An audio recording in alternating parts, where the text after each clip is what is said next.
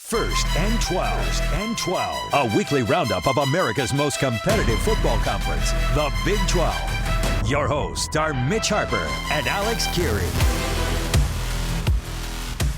Hour number 2 is off and running here on First and 12, your weekly look at Big 12 football. Heading into the final week of the regular season, and it's time for our Big 12 Power Rankings. The Big 12 Power Rankings, a weekly rank of all 16 programs, from the elite to the bottom dwellers.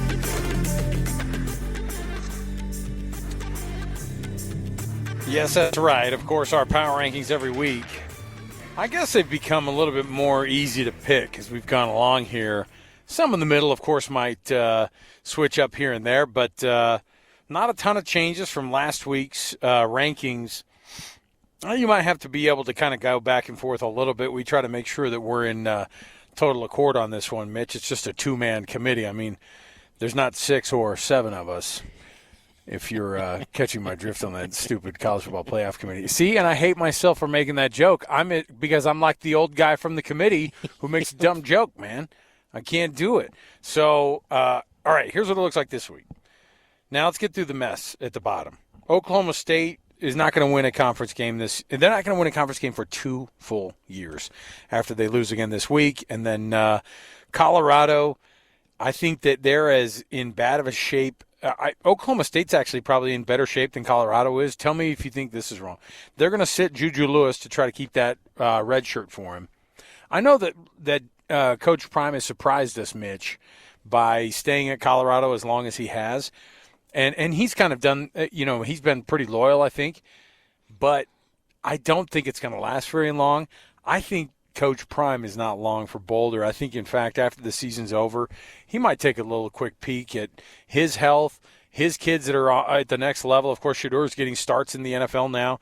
I think it'd be nice for Prime to just go, look, I'm going to cut this thing off. Thank you so much for this opportunity, but I'm gone. Kansas is 14. Probably one of the biggest surprises in the conference this year. And they're as surprised in Lawrence, Mitch, as we have been, which is not happy about how Lance Leipold has been. It's like every year there's a promise that they're going to do well, and it seems like for the past 4 or 5 years it's been Jalen Daniels who's going to be the guy to carry him there, and they just have not done it. Well, and it just felt, too, that their season nosedived in Lubbock when they had the whole knife gate accusations, and then that became stupid. That became nothing, and even the AD was saying we needed to gather the facts first. He thought, is there a little bit of tension between the AD's office and the head coach? But it's just been a disappointing year, and you wonder if maybe Kansas as a football program under Leipold has hit its ceiling a couple years ago, getting 9 wins and going to a bowl game. But you just thought you had the star quarterback, you were bound to break through and be in that top 4 or 5 of the conference.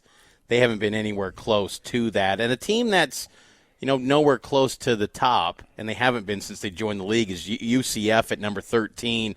But it is a year 1 under Scott Frost, and probably more like a year 0 under Scott Frost. They've been good at home.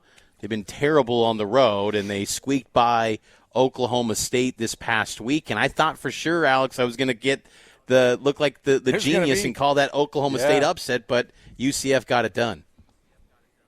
Yeah, I had a little bit of a vibe of, because I think it was 14-0 right before UCF started scoring a little bit, and so it's 14-0. Oklahoma State's up, and then I thought, oh man. But then I looked at the final score and I went, oh, of course, they're going to do what Oklahoma State does, is just find a way to lose. Some teams figure out ways to lose. It's really as simple as that sometimes. It's a hard thing to break that habit.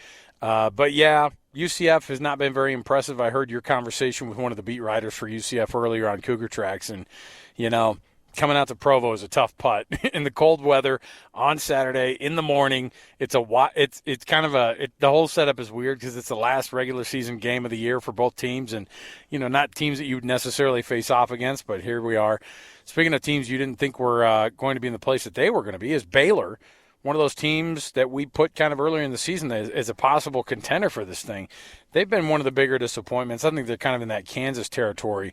I was surprised that they said just straight up that they're going to retain Dave Aranda. I don't know what the school of thought is on there. I thought they wanted a clean break from everything football-wise at that school and move on and try to find a head coach. But maybe the head coaching pool is too small and all the coaching positions are too many in the offseason for them to feel good about trying to make a change right now. Yeah, and with no AD right now, they're going to take a conservative approach, and probably it's also saying, too, that they don't want to pay out some big buyout potentially. We don't know what that buyout is with Dave Aranda because they're a private school, but that probably plays a role too when you have to factor in rev share, paying the players, all the money that's pumped into resources and everything that goes into running a football program these days.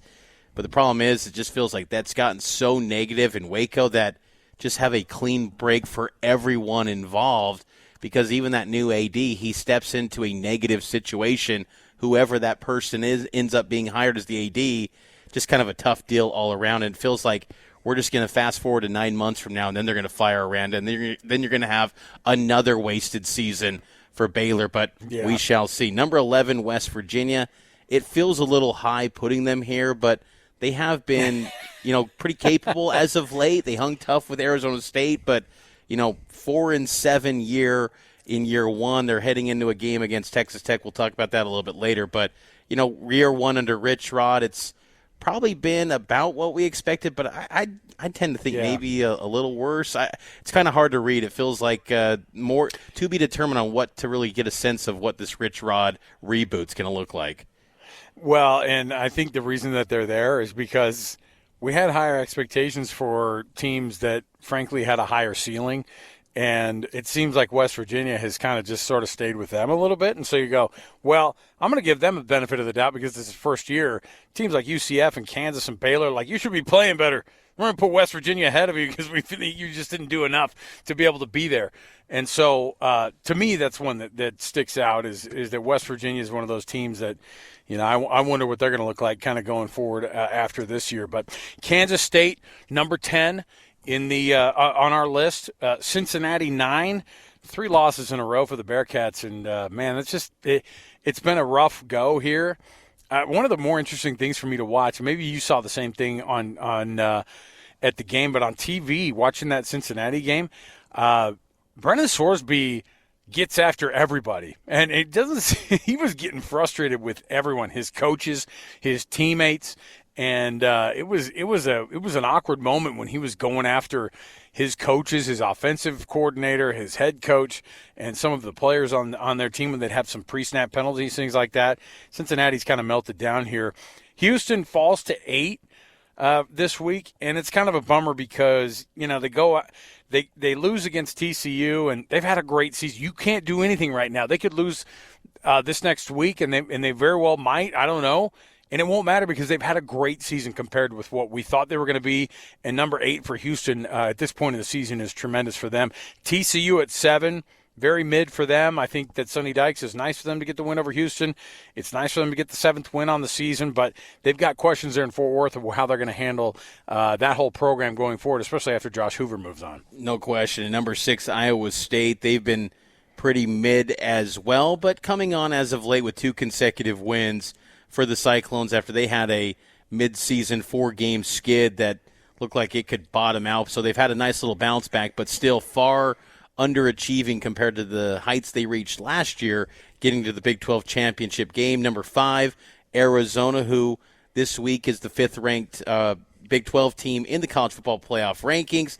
The Wildcats are playing some great football. There's an argument that they should be higher than this next team. Yeah. Number 4, Arizona State, who maybe getting a little bit of the benefit of the doubt for a full body of work, but Arizona's trending up, man.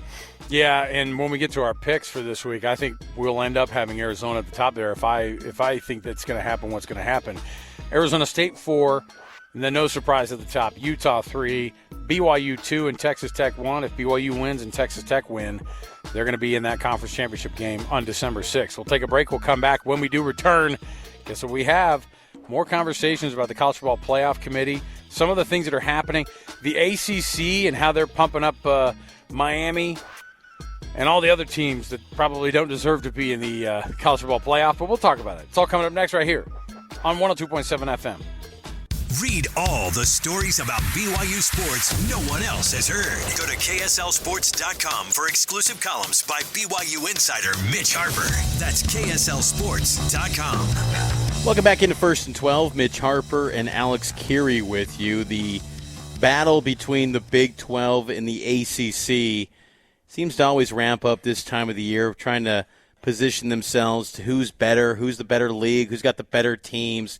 I don't know if you saw this tweet on X, Alex, from the ACC Football X account earlier today. It was a graphic of the Miami Hurricanes' basically resume showing the top 25 wins, top 10 wins this season, and then an also interesting stat, top 25 wins at time of game. And this was comparing Miami to BYU and Utah, and the time of game piece shows Miami with 3 wins. So, yeah, that South Florida win, those wins against FSU are apparently a big deal now in the eyes of the ACC. You know, listen, you got to put your elbows out, bro. You know how it is this time of year. The creativity that you get from a lot of these conferences on how to put yourself out there. I mean, this is the equivalent of rolling out Jacob Rodriguez to Big Noon Kickoff with the ACC. No one's buying it, by the way.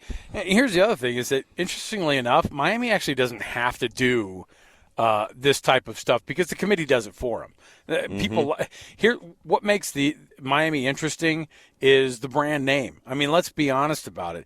They're putting together, and it's hard not to be cynical about this, Mitch, when you see the way that this is treated. I mean, think about how – I mean, it's hard to think back on national championships awarded in the past, and there's some bias there because they were such imperfect systems. If it's the BCS, if it's the 4-team playoff, if it was just before a bunch of chubby white football writers going, I think that should be the champion. You know, like that was also a terrible way to do it. However – like, did we really look at a 51-47 win, you know, or a 6-point win over a team anywhere in your schedule, and you went, that's not good enough. Like, you better actually show out. I'm gonna need to see 480 yards of total offense plus from you. I'm gonna need to see you shut a team out. No one asked for style points ever previously. You think about how difficult it is to get to the spot that you are where you're winning games. Look, no one's going to go back. It's easy to go back and look at the losses that teams have, like especially right now, that's what's weird too. If BYU or Utah or Texas Tech would have lost a game, 2 weeks ago, which is when Miami lost a game 3 weeks ago, which is when they lost to Louisville, who's now lost 3 games in a row, and they're a 4-loss team. Don't do Louisville at the time was ranked. You're exactly right. So was USF. So was Florida State. None of those teams right now, I think USF is the only one who has a winning record out of those. You have a 500 record from Louisville. You have a sub-500 record from a really bad Florida State team. And look, Alabama is embarrassed by how things turned out, right? They lost to that Florida State team, and here's the thing. That second loss that they had on the year, people are looking at it and going, you lost at home against Oklahoma, and then you have this Florida State loss. But here's the thing. No one dings them on those. Instead, we prefer to ding teams like Utah, like BYU. Oh, Utah, you only scored 51, or you only won 51-47 against Kansas State. It's like, dude, Kansas State is not USF. Can we agree on that? Can we agree that on any given week, Miami might have a real hard time with a team like Kansas State? I think you would see trouble with that type of a team. It's not like Miami has it all figured out. That's the part that I don't understand. In the ACC, I get it. You got to put your elbows out. What's wild is you're going to see an ACC league with 2 teams that get bids in a year that they probably don't actually qualify to get 1, and they're probably going to get 2, and it's going to cost the Big 12 at the same time. On any given year, Mitch, if you're the Big 12, you have to look at it and you have to go. And if they're going to continue with this 12-team model, which they said the College Football Playoff Committee and ESPN agreed, they're going to punt from that December 1st decision time frame, right? Did you see this today? Mm-hmm. They're going to punt from December 1 and go to January 23rd on deciding whether or not they're going to go to an expanded format. And that might be just, the Big Ten and the SEC going, you know what, we'll just take it the way it is right now. If people don't do with what we want to do, then we're not going to go to 16 or 24 teams in the playoff.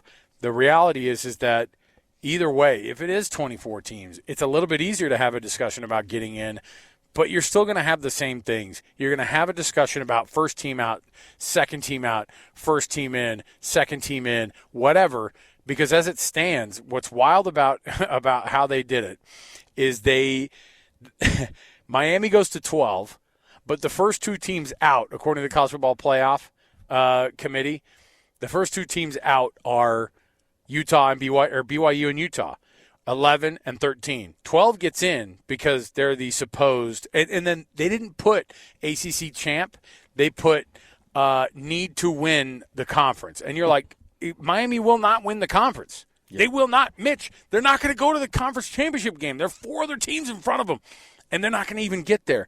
And yet the committee wants them there, and so they're going to get rewarded by not going to the ACC championship game and by coasting into the end of this thing if they just kind of end with one. Even if they won by a touchdown, let's say they win by 4 points. I don't even know who their final opponent is of the season. If they win that final game, okay. Now going to Pitt that's no easy task, right? They're going to Pitt. Yes. And Pitt's a ranked team right now. Now if they beat Pitt and they do it by 2 points, oh man, you went into their place and you beat them. If you go in there and you lose, there's going to be they're all the way out. There's no way of being able to save that. But then the question is, how far up do they put Pitt? Because Pitt's going to be one of those teams that's going to be in the conference championship game.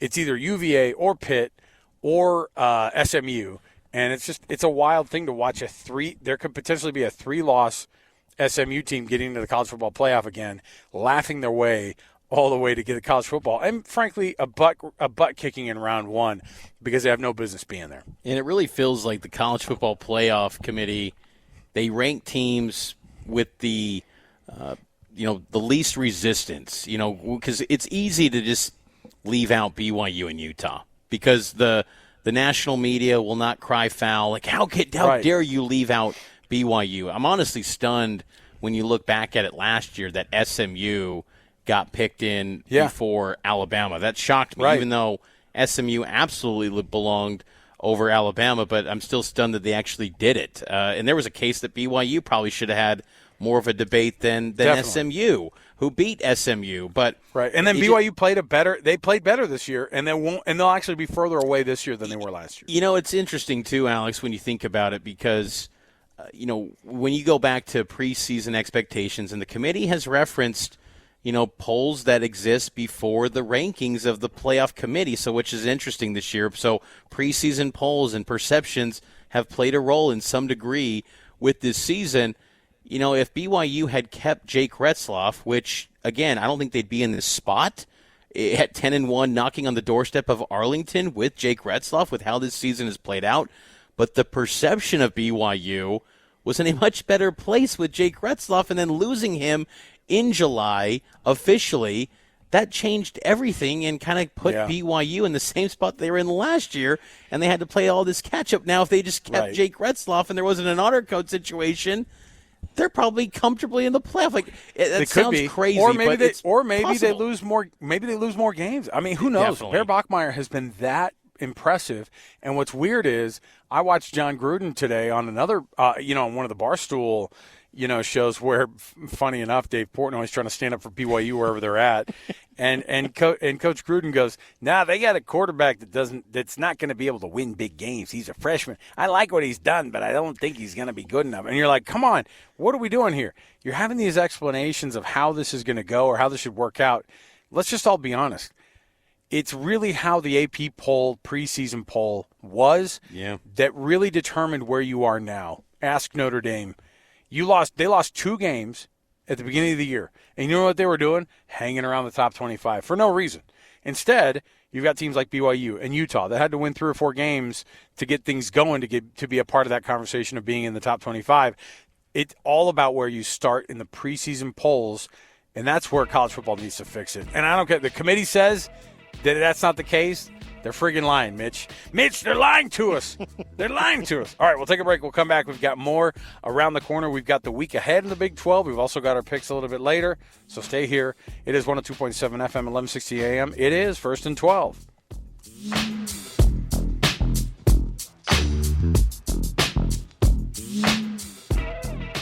First and 12. A weekly roundup of America's most competitive football conference, the Big 12. Your hosts are Mitch Harper and Alex Kirry. You hear that, playoff committee? The most competitive conference in America, and we're breaking it down here on First and 12. And the action should be pretty exciting this weekend around the Big 12 conference. Mitch Harper and Alex Kirry here with you every single week. We're talking Big 12 football here on KSL News Radio. Let's look ahead to what that Week 14 slate looks like around Big 12 football. The week ahead. Matchups that have us the most excited about the week to come in the Big 12. Mitch, before you get into all these games, it just made me realize, why no big statement from the commissioner of the Big 12 this week, Brett Yormark? Come on. You got to put your elbows out. You got to put a fake list about why you should be ranked higher out there. Big Brett, come on, man. I'm expecting some big news out of that guy. I would anticipate maybe he's waiting for everything to shake out. And then he'll just put out the usual, we're disappointed in what the committee did, right, Mitch? That's what I'm anticipating is by the end of this thing having to talk about how disappointed they are. However, can't be disappointed with the fact that Week 14 in college football and Week 14 in the Big 12 brings us some matchups here. Hey, how about a couple of games that matter on a Friday? Yes, a Black Friday edition of some of these games in the Big 12. Number 12, Utah, goes to Kansas. They go to Lawrence. It's a 10 a.m. kickoff on ESPN, and it's one of those – I always love the Friday games on the Thanksgiving weekend, Mitch. It's welcomed because, we typically get, a little bit of time extra with the families this time of year. And being able to dip in, no better way than to walk away from my sports talk radio job than watching more sports that I could talk about later in the week. My wife and kids love that. So, but Utah goes to Kansas. We were talking with one of the Kansas beat writers today, and it's a dreary proposition in Lawrence right now to try to stop a Utah team that Kansas knows very well is actually looking for style points. Like, that's not a great thing to be welcoming into Kansas this week, who, by the way, is likely with this loss staring down a losing season, a non-bowl bid season. I don't know what to think of Lance Leipold there going forward, Mitch. I don't know it either because, Wisconsin, we thought, if Wisconsin opens up, then maybe Leipold goes there and it could be an easy, smooth break for everyone involved potentially, but sounds like Wisconsin is going to keep Luke Fickell. I think Leipold, you run it back one more time. I think the issue, though, is that he's kind of pulled that valve of changing up the coordinators. He's done that before. Yeah. I mean, and also, too, Kansas is not light on resources. They are pumping in money like crazy into this football program. Obviously, the stadium is still in another phase of rebuilding, and it looks great right now in Lawrence. So it's not like, this is a complete afterthought to basketball, which it historically used to be. No, they are pumping in money. I think it still is a little bit, though. Obviously, they're pumping money into it, but it's hard to break that habit, right? And correct me if I'm wrong. Like, really, when you look at it, do you look at it and you go, this Kansas team, I think that they don't pull the trigger on a guy like Lance Leipold to fire him because it's not in their blood to care as much about football as they do about basketball.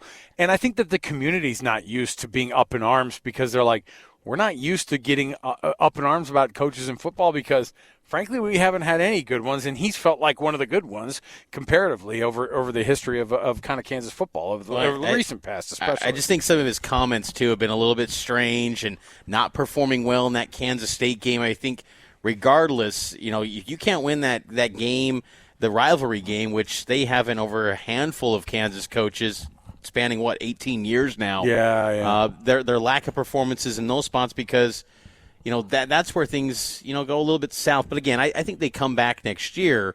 It's just, a couple years ago, he was, maybe linked to the Washington job, and then he gets a big contract extension. Yeah. And now to just be at 5-6 because – I think also, too, this game being in that Black Friday spot on ESPN kind of told you what the Big 12, the schedule makers, thought of this matchup. End of the year, Utah, Kansas, it looked like maybe it was going to be a game where Big 12 championship games could be, stakes could be on the line. Right. For Utah, it is a little bit, but I think there was also a big piece of that was the thought that Kansas could be pretty good, and that just isn't the case. But that kicks off at 10 a.m. on ESPN. The Territorial Cup, Arizona at number 25, number 25 Arizona at number 20 Arizona State, 7 p.m. on Fox. This should be an excellent edition of the Territorial Cup. Yeah, and honestly, Mitch, I can't remember the last time that there was this much on the line. It's like they've taken turns being kind of sucky programs from time to time, for lack of a better term. I mean, they have been kind of trading off, and then this year they're both 8-3, and now with the new rankings, you've got number 20 Arizona State going to number 25 Arizona. There's a lot on the line here. You talk about Arizona. They could win this game. They go to their bowl game. They win that one. This is a 10-win season for Noah Fafita, for Brent Brennan, and it's like the weirdest afterthought 10-win season. You know what I mean? It feels a little bit like, Kansas kind of did this, a little bit last year where it was like you go in there and was it last year they won 9 games or was it 2 years? No, 2 years ago they won 9 games. And it was almost forgotten. TCU did the same thing last year. They kind of sneak in 9 wins on that schedule, and people kind of go, oh, yeah, they were pretty good. But I think Arizona, what they've done has been tremendous. And so, when we get to our picks, I've got some thoughts on that game as well. How about Saturday? Number 5 Texas Tech goes to West Virginia. It seems like just a layup for this Texas Tech team, but, nothing's given. And you got to go to West Virginia. It's a 10 a.m. game. It's not fun to have to kick off that kind of a game on a Saturday, but they have to take care of business. Texas Tech, if they're going to be big time, they got to act big time. They got to go in there and win big time at West Virginia. Houston goes to Baylor. That's a 10 a.m. kickoff on TNT. Houston, of course, looking for a 9-win, possible 10-win season after they're able to. If they get a couple wins in a row, that's exactly what they'll do. They have to go to Waco to get that one. And then Colorado and Kansas State, that's the other 10 a.m. Another one of the 10 a.m. kickoffs on Saturday on FS1. That's a confusing game for me because I don't know who wants to lose that one more. That's a rough game.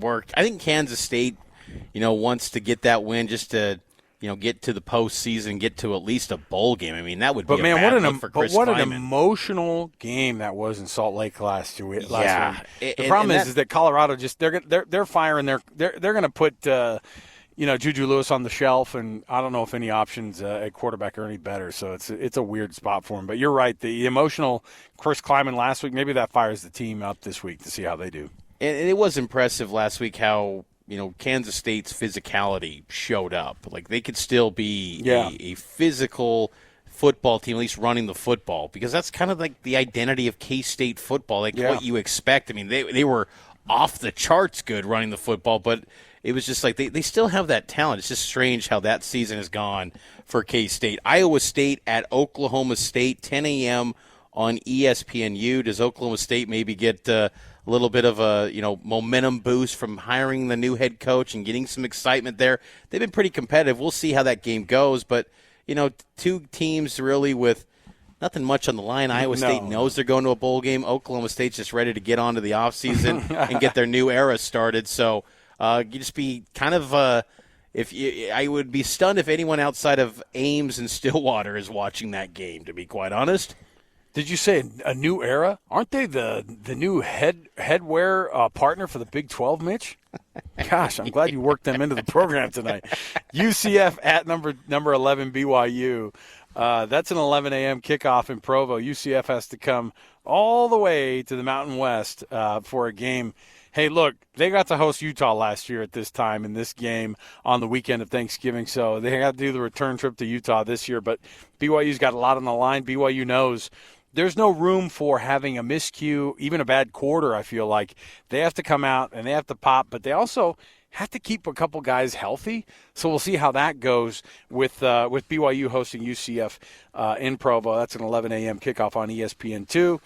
Are you going to be back for that one, Mitch? Are you going to be able to make it all the way back, or what's going on, man? I will be back because I'm in Florida right now with family for Thanksgiving, but I will be back for that game. So, I mean, I will find a way. It's no Chopper 5 type travel. I mean, I'm finding a way. Like, I'm getting creative. But I will be there. I might be. Maybe I missed the first drive, but I should be there in that first quarter for the Mitch Cougs Harper, and the Knights. That's why I choose Spirit Airlines, the official airline of Mitch Harper trying to get back to Provo.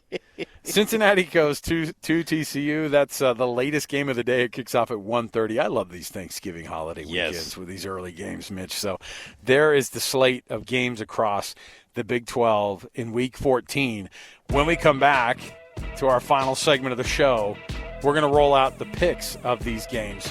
Who's going to care in the last week of the season? There are so many teams that have so much on the line and so many teams who are ready to absolutely pack it in for basketball season and just be done with this year in football in the Big 12. We'll come back with our predictions next right here on 102.7 FM, 1160 AM at First and 12. Today's just the start of the Big 12 and Power 5 talk to come. Listen to JJ and Alex Monday on your drive home. Afternoons from 3 to 6 on 97.5, the KSL Sports Zone. Final segment of First and 12 here on this Tuesday, November 25th. KSL News Time, 8:51 p.m. Mitch Harper and Alex Kirry with you. And, Alex, we laid out the schedule in the previous segment. Do you kind of miss that? Well, not miss, because the Big 12 hasn't focused on this in the new era of the league. Again, I worked in new era. Thanks, do you Brett think Yormark. that Keep those hats coming. Get those Big 12 hats sent this way. Do you wish the Big 12 would make a greater focus on rivalries this final week of the regular season? We mentioned it last week, right? And for just a moment, and I'll replay it. How wild would it be? And by the way, what would the College Football Playoff Committee be doing today versus what they've done today this year if BYU and Utah were both one loss? Both of those losses had come to a number 5 Texas Tech, and their rivalry game that's traditionally, when they've been in conferences together, was always the last game of the year on that Thanksgiving weekend. Imagine what that game would be like right now as we're preparing for this week. Not having played it already, but waiting to play it. BYU, in all likelihood, because BYU lost to Texas Tech more recently, I think you would see a higher-ranked Utah, because you know how the committee likes to do it, or you know how like rankings like to do it. They go, oh, you lost before them? Okay, well, then we'll put you up a little bit higher. You'd have a one-loss BYU team and a one-loss Utah team and a one-loss Texas Tech team. You're potentially looking at like a Utah at number 7, like kind of around where Oregon is, BYU at number 8 or 9, right? Or maybe even 10, but probably more like 8 or 9. You'd have a single-digit ranked BYU and a single-digit ranked Utah with more on the – it was already the most that this game has ever been on the line this year. Imagine how wild it would be. And the committee, what would they do then? You know what I mean? I think at least 2 teams would be getting in this time around. You know what I mean? And it'd be about when BYU won that game. If Utah won that game. BYU won it this year, so let's say it's a 24-21 game down in Provo again, this final game of the year. Think about that. How much would you ding a 7th-ranked Utah after a loss to an 8th-ranked BYU? You would put BYU up next to Texas Tech. They'd play in the conference championship game. You see what I'm saying? Like, These things are set up differently. It's about when you lose in this system, unfortunately. It's not about necessarily who you lose to. That's been proven. But, yeah, it's an interesting thing. And then you think about the rest of the way, too. Think about the other games that would be on the line. Think about Farmageddon being played this weekend. Well, I love pretending like TCU and Baylor's a rivalry game, but yeah, again, games that had more on the line though. That BYU and Utah game would be nuts. Who's Texas Tech's rival? Is it supposed to be Houston? Yeah, and that's half the problem with the Big 12 hard. Is that they don't have outside of a BYU and Utah. They don't have a great rivalry that really just says that's the game. BYU and Utah stepped in. And look, we're here in Salt Lake, so we've seen it and lived it. But, I mean, that game lives up to the price of admission every single year. But I just think it's always kind of an interesting thought because sometimes when you look at this slate that we see this week, it kind of makes you think, man, it'd be nice to have some of those rivalry games to close out the final week of the season. Let me just bring up one more point before we get to our predictions here. But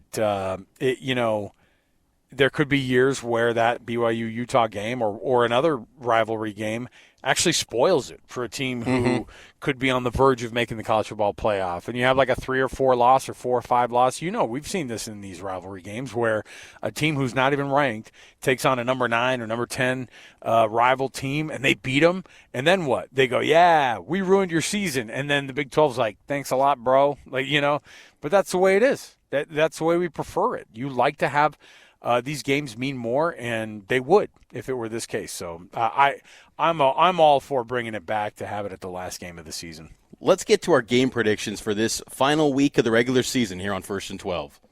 First and 12 predictions, scores, blowouts, and more with Mitch and Alex on First and 12.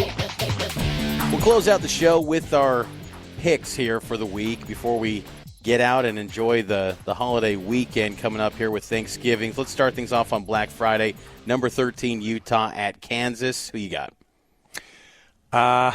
Well, I mean, it's easy, I think, to just say Utah's going to beat Kansas. I think it's actually going to be the thing that we thought that Utah was going to do to Kansas State last week. I don't know how into it Kansas is. I don't even know how much of a spoiler they want to be. However, they do get to bowl eligibility with a win over Utah. They are hosting them in Lawrence, but I just don't see Utah coming up and showing up and ending the season on a bad note. There is a little part of you that goes, the committee's not going to let us in anyway if you're Utah. What's the point? Is there a little bit of that creeping up in the minds of these players? I don't think so, because the Kyle Whittingham team is pretty, stout like that mentally usually. But there might be a little of that creeping in, and maybe Kansas finds a little bit of that juice that Kansas State did last week. I'm going to go Utah, though, and I'm going to say it's going to be, because I think they're favored by a touchdown or 2 touchdowns on this one. I think that they're probably going to get their plus. I'm going to say it's a 20-point win for Utah. It's going to be a 40-20 win for the Utes at Kansas. Yeah, I'm with you on that. I think Utah runs Kansas into the ground, puts some big numbers on the ground. How about the Territorial Cup, number 25 Arizona at number 20 Arizona State? I will say Arizona State gets this one close. I think it could be like a 24-21 game. I think Arizona State's defense holds strong at home. I'm going to go with the Sun Devils. I say better defense, but you know what? Arizona in Tempe or Tucson, right? They're hosting that one, aren't they? And it's in Tempe. I thought for sure it was at either way. That makes a difference for me, because in my head they were playing at Arizona. So I don't – either way. I think that Arizona wins this football game.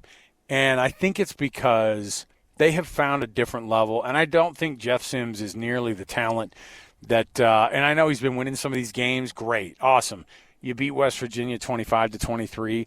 I think Noah Fafita goes out on top in this rivalry, and I think that they win this one. In fact, I think they win by a touchdown and a half. I'm going to say a 10-point win for Arizona State this weekend, for Arizona this weekend against Arizona State. How about Houston going to Baylor and Waco? I'm going to go with Houston.